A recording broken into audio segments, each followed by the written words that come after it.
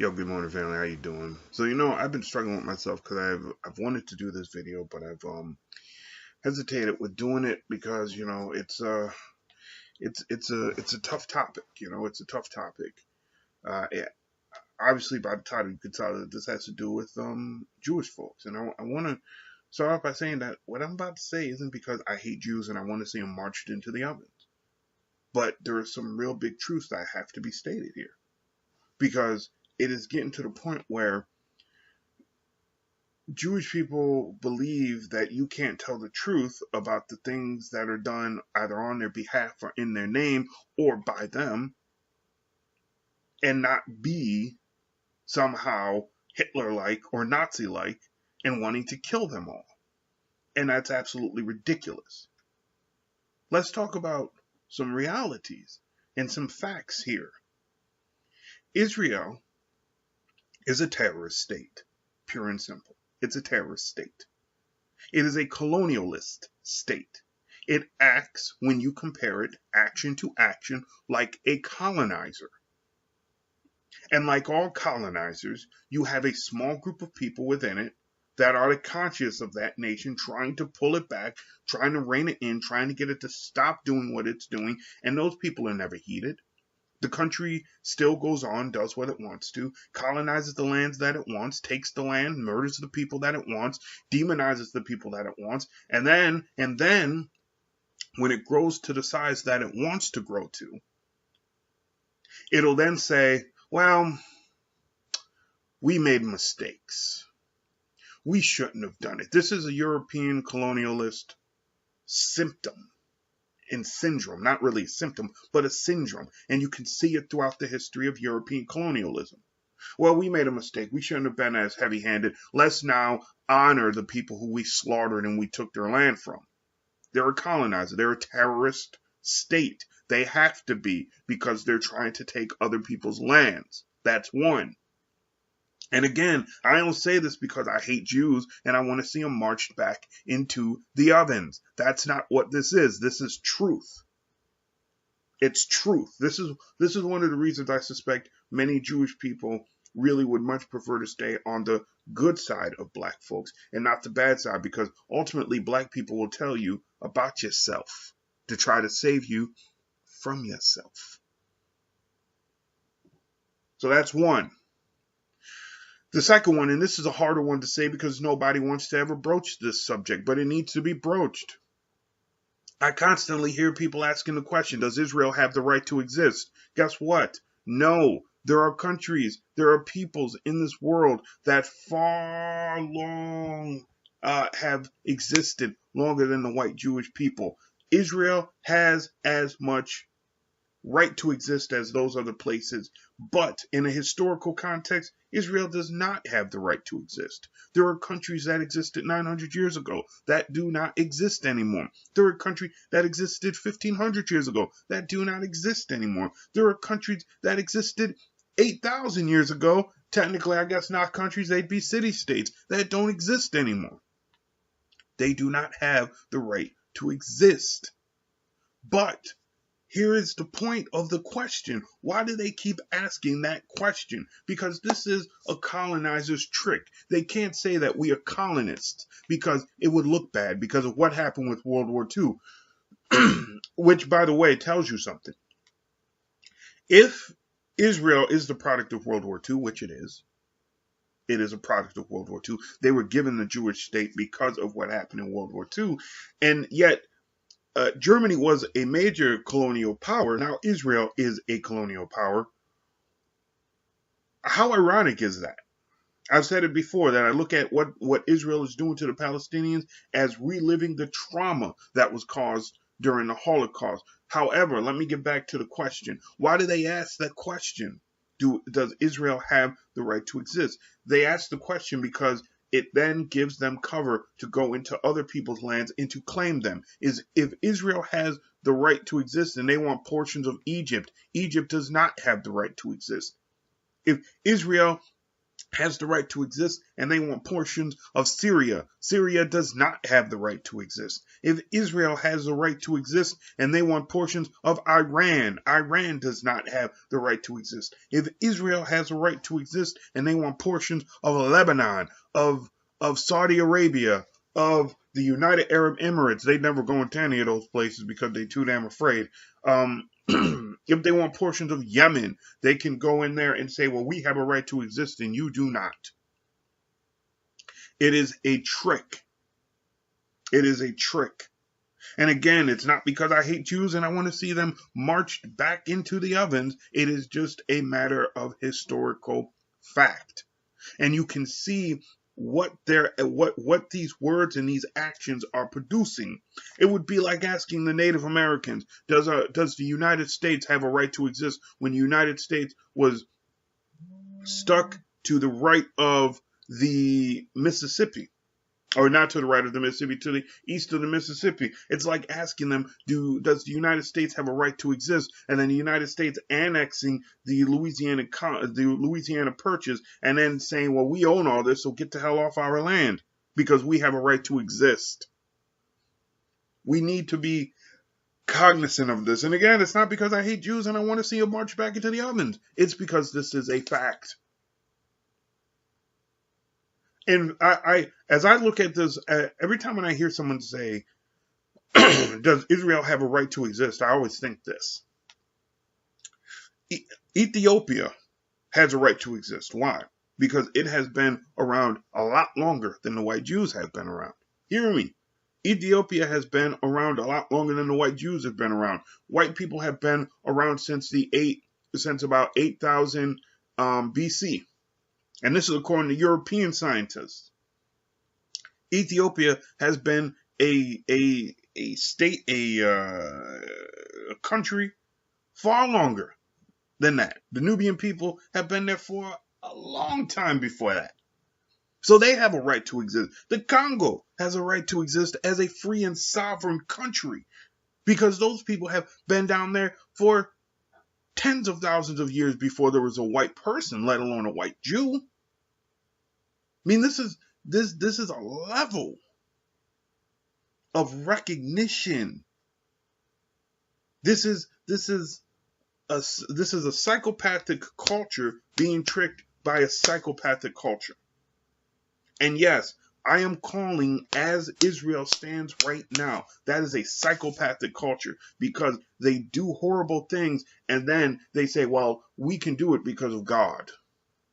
That's psychopathic. That is psychopathic, pure and simple. Doesn't mean that we have to eradicate all of them? No, because that's the first thing they're going to say. Oh, well, he's calling for the extermination of Jews. No, I'm calling for you to stop acting like psychopaths. Now, either you will do it or you won't. And if you don't do it, well, then we know that that's psychopathic, and, well, then you fit the glove as a psychopath. And that's you. That's not us. That's you. And only a psychopath can see that. It's time to grow up now. It's time to grow up now. Give me 1 second.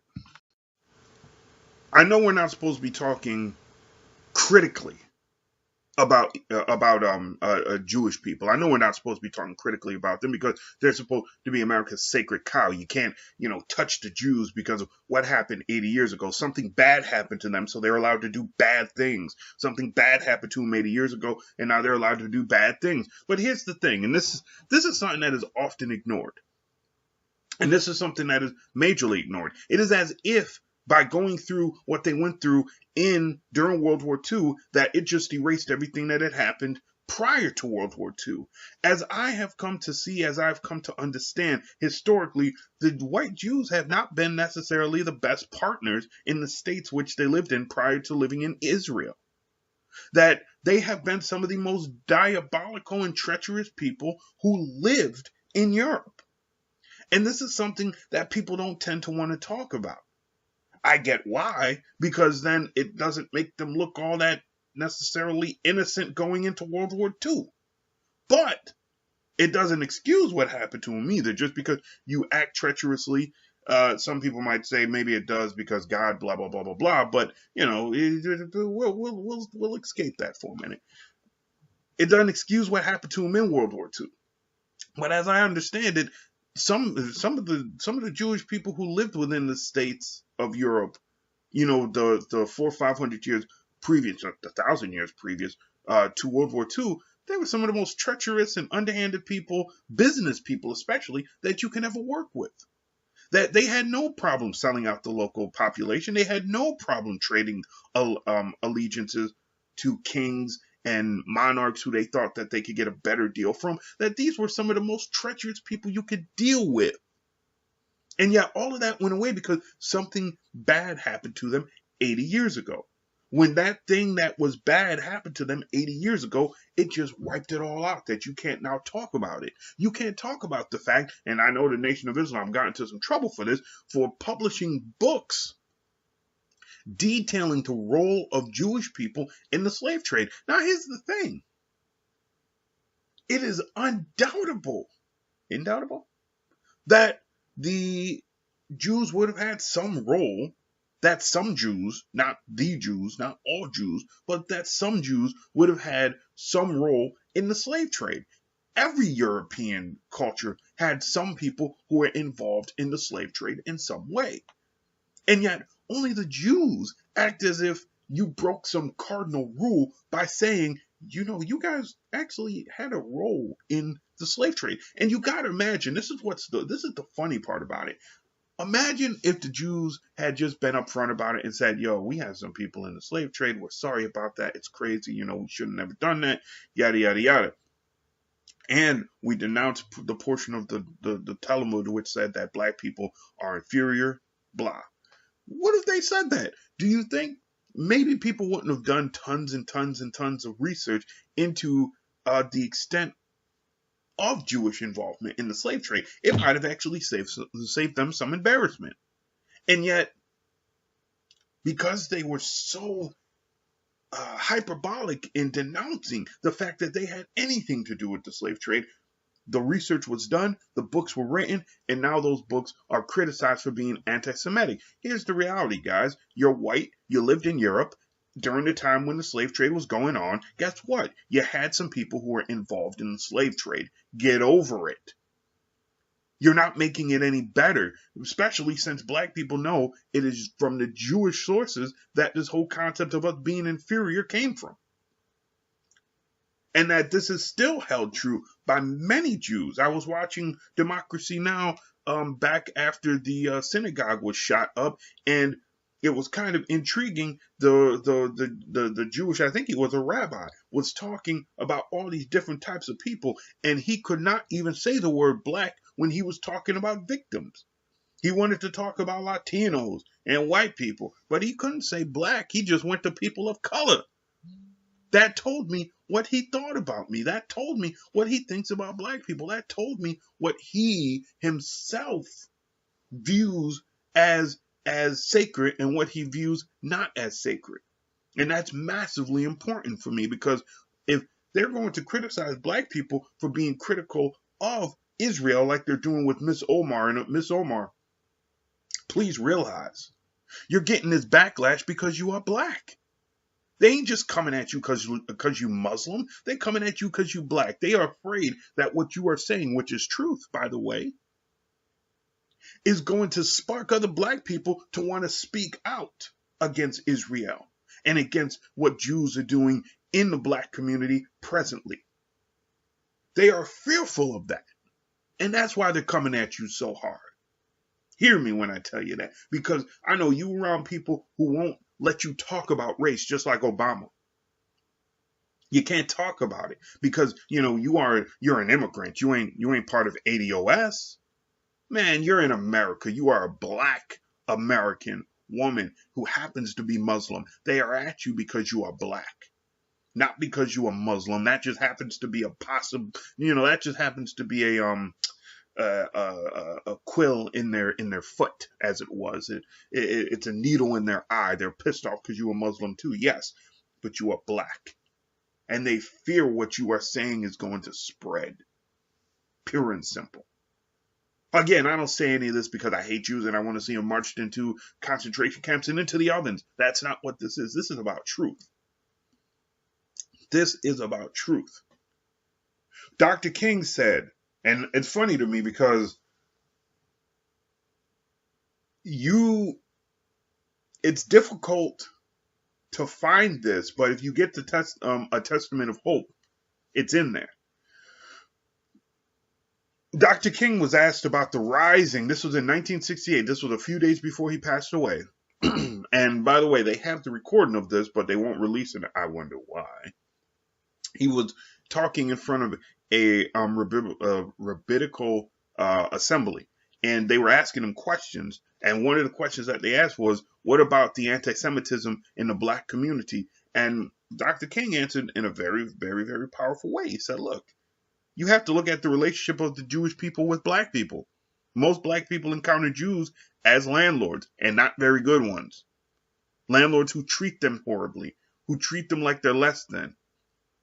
I mean, that's a statement that all black people need to be taken upon their shoulders, because the reality is, to many Jews, we are still inferior. We have never stopped being inferior, and we need to climb beyond that.